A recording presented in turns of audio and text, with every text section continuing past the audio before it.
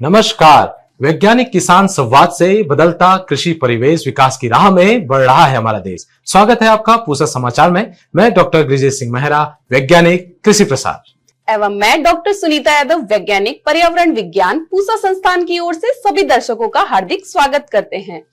आज हम दर्शकों को गेहूं की उन्नत किस्मों HD 3385, 3390 एवं 3410 तथा पत्तेदार हरी सब्जियों की तकनीकी जानकारी देंगे। आगे बढ़ने से पहले आप सभी दर्शकों से अनुरोध है कि आप हमारे चैनल को सब्सक्राइब करें तथा बेल आइकन अवश्य दबाएं ताकि हमारे द्वारा अपलोड किए जा रहे वीडियो आप तक तुरंत पहुंचे। पूसा समाचार के माध्यम से विभिन्न प्रदेशों से किसान भाई अपनी प्रतिक्रियाएं, अपने सुझाव, अपनी समस्याएं हमें व्हाट्सएप नंबर 9560297502 पर भेज रहे हैं, जिसका समाधान हम पूसा व्हाट्सएप सलाह सेगमेंट में आपसे साझा करेंगे। और इस अंक के अंत में मौसम खबर। किसान भाइयों, रबी फसलों में गेहूं एक प्रमुख अनाजी फसल है।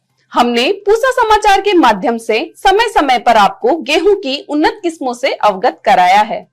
कई किसान भाइयों ने हमारे संस्थान द्वारा विकसित SD 3385, 3390 तथा 3410 की जानकारी मांगी है, जिसकी विस्तृत जानकारी दे रहे हैं हमारे पूसा संस्थान के विशेषज्ञ डॉक्टर राजवीर यादव। ये जो हमारी नई वैरायटी है HD 3385, ये हमारी PPVFRA से प्रोटेक्टेड है।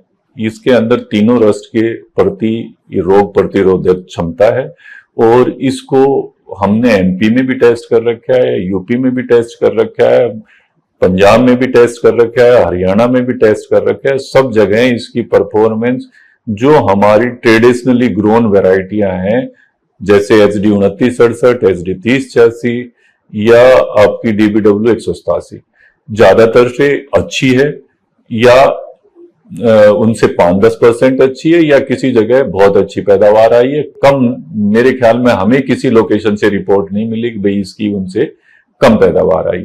बट मैं ये कहता हूं कि अगर जो कोई वैरायटी इतने लार्जर एरिया में अडेप्टेबल है तो उसके अंदर सीजन के अंदर अनइवननेस आती है, उसको भी टॉलरेट करने की क्षमता होगी।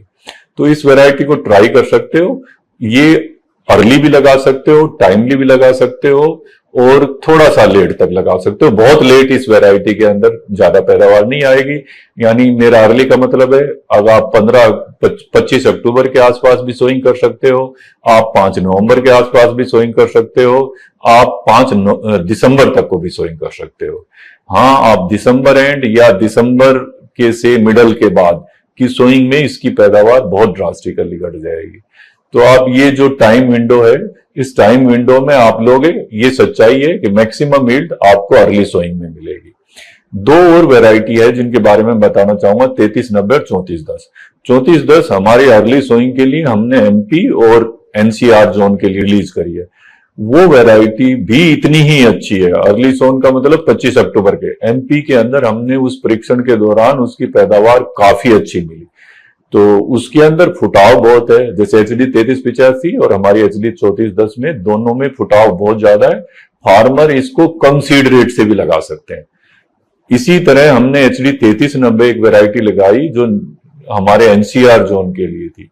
HD 3390 में येलो रस्ट बिल्कुल नहीं आता, ब्राउन रस्ट से रेजिस्टेंट है और ये खासकर उस ईयर में इसकी परफॉर्मेंस बहुत अच्छी थी जिस साल हीट का इश्यू थ्रू आउट इंडिया था। यानी 21-22 में इस वैरायटी की पैदा और वैरायटियों के कंपैरिजन में अच्छी थी, इसलिए हमने इसको रिलीज किया है। तो ये तोतिया कलर की है जिसको लोग बाग जनरली प्रेफर करते हैं हीट टॉलरेंस के पॉइंट ऑफ व्यू से, पैरेट कलर जिसको बोलते हैं। तो आप इस वैरायटी को भी टेस्ट कर सकते हो, खासकर पंजाब के एरिया में आप टाइमली से लेट सोन कंडीशन के बीच के अंदर। धन्यवाद। जब भी हम पोषण सुरक्षा की बात करते हैं तो पत्तेदार हरी सब्जियों की बात अवश्य होती है, जिन्हें किसान भाई मुख्यतः जाड़ों के मौसम में उगाते हैं। इनमें मुख्यतः पालक, चौलाई, सरसों साग, बथुआ, मेथी आदि शामिल हैं। ये पोषक तत्वों से भरपूर तो होती हैं तथा इन्हें उगाकर किसान भाई अतिरिक्त लाभ ले सकते हैं। इसकी विस्तृत जानकारी दे रहे हैं हमारे पूसा संस्थान के विशेषज्ञ डॉक्टर हर्षवर्धन चौधरी। महत्वपूर्ण जो पत्तेदार सब्जियां हैं, इसमें सबसे महत्वपूर्ण है पालक। पालक के लिए हमारी एक पुरानी प्रजाति है ऑल ग्रीन और पूरे देश भर में ये काफी पॉपुलर है। जो दूसरी प्रजाति है वो है पूसा भारती ऑल ग्रीन जो होता है वो गहरे हरे रंग के पत्ते होते हैं, और पूसा भारती जो होता है इसका पत्ता जो होता है थोड़ा हल्के रंग का होता है, यानी हल्का जो हरा रंग होता है। इन पत्तों की खास बात ये होती है इसके पत्ते काफी मुलायम होते हैं और इनकी जो सब्जी बनती है वो काफी अच्छी बनती है। अब हम मेथी की बात करते हैं। मेथी के लिए हमारे संस्थान की पुरानी प्रजाति है पूसा अर्ली बंचिंग, और एक दूसरी मेथी होती है जो कसूरी मेथी, जिसके पत्ते हम सुखा के भी, हम ड्राई रूप में भी हम लंबे समय तक उपयोग करते हैं, उसके लिए है पूसा कसूरी। विलायती पालक जो होता है ये पहाड़ी क्षेत्रों में उगाया जाता है, उसकी एक बहुत पुरानी प्रजाति है वर्जीनिया सेवाई, और अब एक हाल में एक नई प्रजाति अभी विकसित की गई है पूसा विलायती पालक। उसी प्रकार इस मौसम में बथुआ की फसल जो होती है वो काफी महत्वपूर्ण है। बथुआ में आजकल जो कटिंग वाली बथुआ होती है, जो हमारे संस्थान की प्रजाति है पूसा बथुआ 1, जिसमें हल्का पर्पल रंग का पत्ते पे कलर होता है। एक दूसरी प्रजाति आई है पूसा ग्रीन के नाम से, ये बिल्कुल पत्ता इसका हरा होता है, यानी इसमें जो बैगनी रंग का कलर होता है वो नहीं होता है। बथुआ में भी आप मल्टी कट वेराइटी है, इसकी आप 4 से 5 कटिंग तक ले सकते हैं। अगर हम इन सब्जियों की बात करें तो जो अक्टूबर का महीना है, 15 अक्टूबर से 15 नवंबर इनके लिए बेस्ट टाइम है, इसमें हम इनकी बिजाई कर सकते हैं। इसकी खेती आमतौर पे किसी भी प्रकार की मृदा में की जा सकती है, किंतु जो बलुई दोमट मृदा है और जिसमें ऑर्गेनिक कार्बन की मात्रा अच्छी है वो इसके लिए सर्वोत्तम है, सबसे उपयुक्त है। हम लोग किसान भाइयों को बताते हैं कि कम से कम 25 टन प्रति हेक्टेयर के हिसाब से अगर आप गोबर की खाद अगर डालेंगे तो उसका जो जीवांश होगा उसकी मात्रा अधिक होगी और क्विक ग्रोथ में इसको मदद मिलेगी।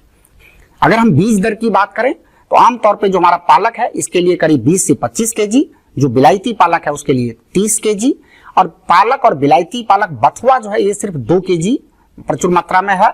और अगर हम सरसों साग की बात करें, सरसों साग में भी हमारी प्रजाति है पूसा साग 1, इसका हम करीब 3 किलोग्राम प्रति हेक्टेयर की दर से इसकी बीज की आवश्यकता है, जो हमारे संस्थान से भी खरीद सकते हैं, नेशनल सीड कॉर्पोरेशन जो है वो भी इसकी बीज की बिक्री करते हैं। अगर इसमें खरपतवार की समस्या का अगर आप निवारण चाहते हैं तो बिजाई करने के तुरंत बाद जो पेंडिमिथिलिन दवा है उसका आप 3 मिलीलीटर प्रति लीटर पानी में घोल बना के उसके बाद अगर उसका छिड़काव कर देते हैं तो कम से कम 30 दिन तक खरपतवार की समस्या नहीं होगी। इसके अलावा कम से कम 8 से 10 दिन के बाद उसमें हल्की सिंचाई करनी पड़ती है, जिससे कि जर्मिनेशन भी अच्छा होता है और पौधों को नमी पर्याप्त मात्रा में मिलती है। पूसा समाचार में अब समय है पूसा व्हाट्सएप सलाह सेगमेंट का, जिसमें हम आपके खेती किसानी से जुड़े प्रश्नों का समाधान बताएंगे। नालंदा बिहार से संतोष कुमार जी ने करेले में कीट की समस्या बताई है। इसके समाधान हेतु साइपरमेथ्रिन की 200 मिलीलीटर मात्रा को 200 लीटर पानी में घोल बनाकर 1 एकड़ में छिड़काव करें। उत्तर प्रदेश से आदर्श शुक्ला जी ने मिर्च के पौधे सूखने की समस्या बताई है। आपकी फसल में डाई बैक रोग का प्रकोप हुआ है। इसके समाधान हेतु कैप्टान या बावस्टीन की 400 ग्राम मात्रा को 200 लीटर पानी में घोल बनाकर 1 एकड़ में छिड़काव करें। बिहार से विकास सिंह जी ने अरहर में कीट की समस्या बताई है। आपकी फसल में इल्ली का प्रकोप हुआ है। इसके समाधान हेतु इमामेक्टिन बेंजोएट की 100 ग्राम मात्रा को 200 लीटर पानी में घोल बनाकर 1 एकड़ में छिड़काव करें। हरदा मध्य प्रदेश से बलवीर सिंह राजपूत जी ने पपीता में रोग की समस्या बताई है। आपकी फसल में पपाया एंथ्रेक्नोज का प्रकोप हुआ है। इसके समाधान हेतु 12 दिन के अंतराल पर 2 बार कॉपर ऑक्सीक्लोराइड की 400 ग्राम मात्रा को 200 लीटर पानी में घोल बनाकर 1 एकड़ में छिड़काव करें। आइए सुनते हैं आने वाले सप्ताह में देश भर में कैसा रहेगा मौसम का हाल मौसम खबर में। भारत मौसम विज्ञान विभाग द्वारा दिए गए मौसम पूर्वानुमान के अनुसार सप्ताह के दौरान कर्नाटक, तमिलनाडु, पौंडीचेरी, कराईकल, केरल, माहे, लक्षद्वीप, अंडमान निकोबार द्वीप समूह में कुछ स्थानों पर हल्की से मध्यम वर्षा की संभावना है।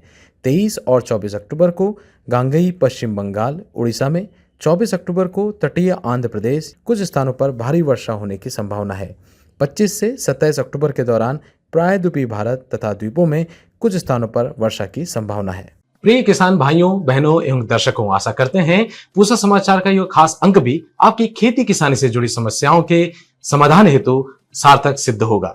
आप सभी दर्शकों से निवेदन है कि ज्यादा से ज्यादा संख्या में हमारे संस्थान के चैनल को सब्सक्राइब करें और पूसा समाचार के हर अंक का लाभ उठाएं। हमारे फेसबुक पेज और ट्विटर हैंडल को भी जरूर फॉलो करें। कृषि से जुड़ी समस्याएं या अधिक जानकारी हेतु हमें व्हाट्सएप करें। अपना नाम एवं पता अवश्य लिखें। आपके सुझावों और प्रतिक्रियाओं का हमें हमेशा इंतजार रहता है। कृषि की दिशा में यदि लाने हो नवाचार तो देखते रहिए हमारा साप्ताहिक कार्यक्रम पूसा समाचार। कुछ नए विषयों पर नई जानकारी लेकर हम फिर हाजिर होंगे अगले शनिवार। तब तक के लिए दीजिए इजाजत। नमस्कार।